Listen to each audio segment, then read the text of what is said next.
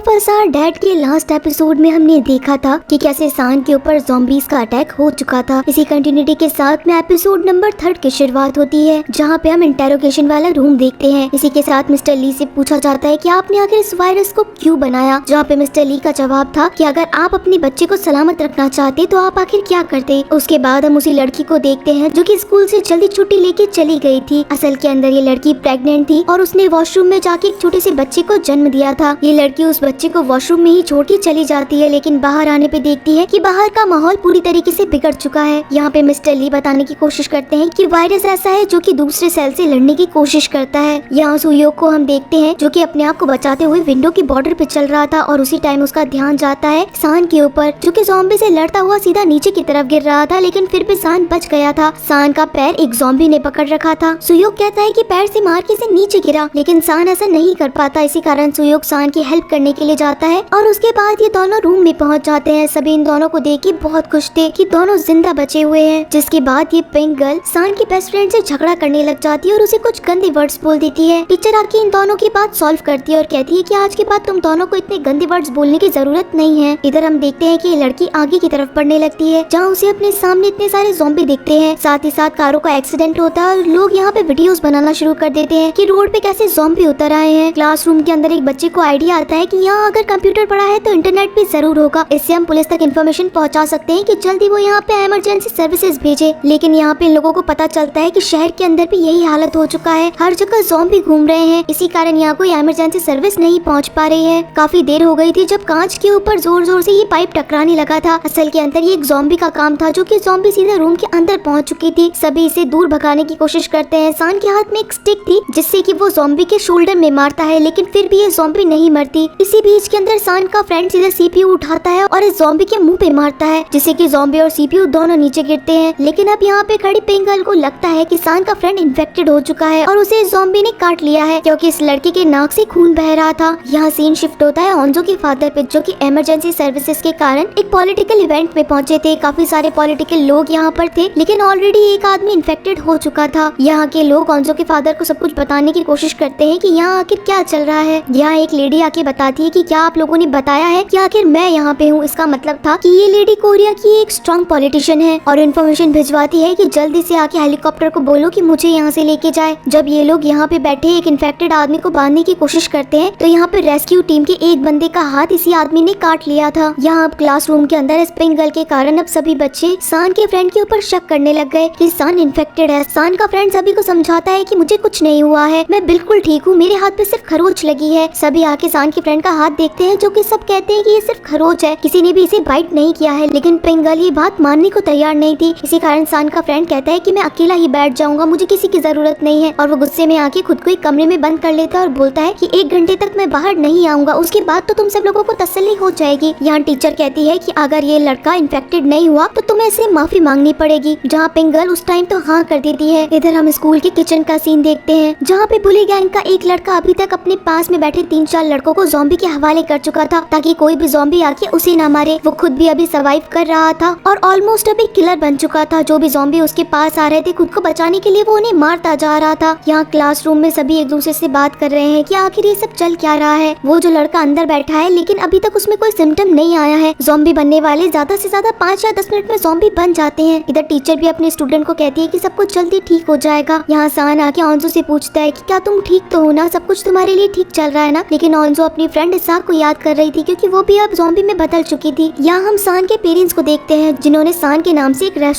Open किया था। लेकिन सान की मॉम टीवी के अंदर एक इन्फॉर्मेशन देखती है, जिसके अंदर पता चलता है कि वायरस पूरे शहर को खाता जा रहा है और धीरे धीरे करके सब इन्फेक्टेड हो रहे हैं। साथ ही साथ स्कूल्स को भी खाली कराया जा रहा है। ये बात सुनते ही तो सान की मॉम घर से बाहर निकल पड़ती है। यहाँ ओंजो के फादर को एक डॉक्टर का कॉल आता है, जो कि उन्हें बताते हैं कि इन्फेक्टेड इंसान अगर किसी को भी बाइट कर ले तो दूसरा इंसान भी उतना ही जल्दी ज़ॉम्बी में बदल जाएगा। ओंजो के फादर जब अपनी रेस्क्यू टीम की तरफ देखते हैं तो वो देखते हैं कि उनका ही एक मेंबर इन्फेक्टेड है। देखते ही देखते वो भी ज़ॉम्बी बन जाता है और इन्हें अपने ही रेस्क्यू मेंबर को बांधना पड़ जाता है। शहर में सिक्योरिटी काफी ज्यादा बढ़ा दी गई थी, खासकर स्कूल के बाहर, जहाँ सान की मॉम आके अंदर जाने की कोशिश करती है, लेकिन उन्हें भेज दिया जाता है कि ये एरिया सेफ नहीं है, आपको यहाँ से जाना पड़ेगा। यहाँ सान की मॉम भी वहाँ से निकल जाती है, लेकिन हर रास्ते के अंदर उन्हें ज़ॉम्बी ही मिलते जा रहे थे। सीन शिफ्ट होता है यहाँ वॉशरूम में, जहाँ ऑलरेडी 2 स्टूडेंट थे और इनके साथ में 2 प्लेयर स्टूडेंट थे। यहाँ पे मिचिन जो थी वो सीनियर स्टूडेंट थी थी, इसी कारण वो अपने जूनियर से अच्छी तरीके से बात नहीं करती। इसी कारण इन लोगों के बीच में बहस हो जाती है। ये लोग अभी डिसाइड करते हैं कि क्या हम लोगों को बाहर जाना चाहिए, तो सब लोग मना कर देते हैं कि बाहर जाने जैसी कोई सिचुएशन नहीं है। जिसके बाद हम लोग क्लासरूम को देखते हैं। यहाँ सान अभी अपने फ्रेंड को वापस बुलाने की कोशिश करता है कि आधा घंटा हो गया है भाई, अब तू बाहर आ जा। लेकिन सान का फ्रेंड कहता है कि मैं अब बाहर नहीं आऊंगा जब तक 1 घंटा पूरा नहीं होगा, नहीं तो वापस से सब लोग मुझ पे शक करेंगे। सान अपनी टीचर को बोलता है कि आप जाके आइए। सान की टीचर भी अंदर जाती है, लेकिन फिर भी ये लड़का बाहर नहीं आता है। इसी कारण टीचर आके इस पिंक गर्ल को बोलती है कि अब तुम्हारी बारी है, तुम्हें अंदर जाना पड़ेगा और माफी मांगनी पड़ेगी। लेकिन ये पिंक गर्ल इतनी ज्यादा गुस्से में थी कि इसने एक बहुत गलत हरकत कर दी। जिस स्टिक से ज़ॉम्बी के शोल्डर में मारा गया था, उसी स्टिक को इसने एक हैंकी से साफ किया और वो ब्लड जाके अंदर बैठे हुए लड़के के हाथ पे लगा दिया। सबको लग रहा था कि वो उसकी चोट ठीक कर रही है, लेकिन असल के अंदर ये लड़की इतनी स्मार्ट निकलती है कि इन्फेक्टेड ज़ॉम्बी का ब्लड इस लड़के के ब्लड में मिला देती है, जबकि इस लड़के को कुछ भी नहीं हुआ था, और वापस से झगड़ा करके वहाँ से बाहर निकल आती है ताकि सभी को लगे कि ये लड़का अभी भी इन्फेक्टेड है। रात हो जाती है, लेकिन अभी भी सान के फ्रेंड को कुछ नहीं हुआ था। सभी लोग इस पिंक गर्ल को कहने लगते हैं कि तुम झूठी लड़की हो, तुम्हारे कारण फालतू में इस लड़के को अंदर बिठाया गया। यहाँ सान का फ्रेंड कहता है कि मैं बिल्कुल ठीक हूँ, लेकिन देखते ही देखते यहाँ हमें पता चलने लगता है कि ये लड़का भी अब ज़ॉम्बी में बदलने लगा है। मिस्टर ली का हम एक क्लिप देखते हैं जो कि वो अपनी डॉक्यूमेंट्री में बता रहे थे कि 26वें दिन के अंदर उन्हें रोज नई नई चीजें पता चल रही है कि अगर किसी का ब्लड भी दूसरे सेल पे अटैक करता है तो वो पहले वाली बॉडी के सेल से लड़ने की कोशिश करता है और उसके बाद पूरी बॉडी इन्फेक्टेड हो जाती है। यहाँ सान का फ्रेंड रोने लगता है कि मैं इन्फेक्टेड नहीं हूँ, तुम लोग मुझसे मत डरो। लेकिन अब सारे लोग धीरे धीरे करके पीछे जाने लगते हैं। इस लड़के को खुद इतना बुरा लग रहा था कि मैं इन्फेक्टेड कैसे हो सकता हूँ, मैं खुद ही यहाँ से चला जाऊंगा, तुम लोग मेरे दोस्त हो, मैं तुमको कभी कुछ नहीं कर सकता हूँ। यहाँ सान भी बहुत शौक में रहता है क्योंकि ये उसका बेस्ट फ्रेंड था। ये लड़का खुद को कमरे में बंद करने के लिए जाने वाला था, लेकिन देखते ही देखते ज़ॉम्बी बनने के कारण अब वो भी सबके ऊपर अटैक करने लगता है। सान सीधा विंडो में जाता है और उसे अपनी तरफ अट्रैक्ट करता है। इस लड़की को ये लोग ज्यादा हार्म नहीं पहुंचाए, इसी कारण सान उसे विंडो से नीचे गिरवा देता है। यहाँ पर हम उस लड़की को देखते हैं जिसने अभी बच्चे को जन्म दिया था। वो वापस से ऐसे माहौल को देखते हुए अपने बेबी को साथ लेती है और वहाँ से भागने की कोशिश करती है, लेकिन हम देखते हैं कि इस लड़की के हाथ पे भी किसी ने बाइट किया है और ये लड़की भी इन्फेक्टेड है। ये अपने बच्चे को एक सेफ प्लेस पे रखती है, उसके आसपास चेयर लगाती है और खुद के हाथ और पैरों को बांध देती है ताकि अगर वो इन्फेक्टेड हो तो अपने ही बच्चे को नुकसान ना पहुंचाए। लेकिन कुछ ही देर के अंदर वो भी ज़ॉम्बी बनती है, लेकिन खुद ने खुद के हाथ बांध रखे थे, इसी कारण वो अपने बच्चे तक नहीं पहुंच पाती है। दूसरी तरफ वो ऑफिस जहाँ पे सारे पॉलिटिशियंस बैठे थे वो भी बाहर नहीं निकल पाते हैं क्योंकि उनके पास भी कोई सर्विसेज नहीं पहुंच पा रही थी। इसका मतलब है कि ये लोग भी एक जगह पे अटक चुके हैं। यहाँ क्लासरूम में पिंक गर्ल अब सभी को बोलती है कि अगर मैं आज तुम लोगों को नहीं बताती तो वो लड़का हम सबको मार डालता। इसका मतलब था कि ये लड़की अभी भी बाज नहीं आ रही है अपनी हरकतों से। तब तो इस क्लास के प्रेसिडेंट को बहुत गुस्सा आ चुका था और वो खड़ी होती है और इस लड़की से गुस्सा करने लगती है और सभी को बताती है कि मैंने अपनी आंखों से देखा था। जब सब लोग उस लड़के को क्लासरूम के अंदर देख रहे थे तो पिंक गर्ल ने पीछे से आके स्टिक को साफ किया, ज़ॉम्बी का ब्लड इस हैंकी में लिया और अंदर जाके उस बैठे हुए लड़के के हाथ पे यही हैंकी रख दिया। इसी के साथ में प्रेसिडेंट इस पिंक गर्ल को मिला के एक चांटा भी देती है। पिंक गर्ल कहती है कि मैंने ऐसा कुछ भी नहीं किया है और वो वही हैंकी को खुद के जख्मों पे भी रखने वाली थी, लेकिन असल के अंदर उसे तो पता था कि ये हैंकी इन्फेक्टेड है, अगर उसने खुद के जख्मों पे ये रखा तो वो भी मॉन्स्टर बन जाएगी। जब धीरे धीरे करके ये बात सबको पता चलने लगती है कि जान करके पिंक गर्ल ने इन्हीं के फ्रेंड को ज़ॉम्बी बना दिया जो कि बहुत अच्छा लड़का था, तो सभी को गुस्सा आता है और वो उसे मारने के लिए भागते हैं, लेकिन कैसे तैसे करके टीचर सभी को शांत करती है। ये लड़की बैठ के रोने लग जाती है कि मेरा कोई दोस्त नहीं है, मेरी कोई बात नहीं समझता, और वो दरवाजा खोल के बाहर निकल जाती है जहाँ पे टीचर भी किसी को बाहर नहीं जाने देती और कहती है कि हमें एक दूसरे की जान बचानी है, बस ये ध्यान रखना कि कोई भी किसी को मारेगा नहीं और सब एक दूसरे की जान बचाएंगे। जिसके बाद टीचर सभी को अंदर रोक के उस पिंक गर्ल को बचाने के लिए बाहर चली जाती है। यहाँ जितने भी बच्चे अंदर बैठे थे वो गुस्से में आ रखे थे कि पिंक गर्ल के कारण उनका एक दोस्त ज़ॉम्बी में बदल चुका था जो कि बिल्कुल ठीक था। इधर पिंक गर्ल रोते हुए जाती है जहाँ पे सारे ज़ॉम्बी को पता चल चुका था कि उनके आसपास एक नॉर्मल इंसान है और टीचर भी उसे बचाने के लिए आगे की तरफ जाती है। इसी के साथ ये शानदार एपिसोड यहीं पे खत्म हो जाता है। तो क्या टीचर इस लड़की को बचा पाएगी या फिर ये दोनों ही इन्फेक्टेड हो जाएंगे? गाइस ये सब तो हमें नेक्स्ट एपिसोड में पता चलेगा। तो चलिए फिर मिलते हैं आप सभी लोगों से इसके अगले एपिसोड में।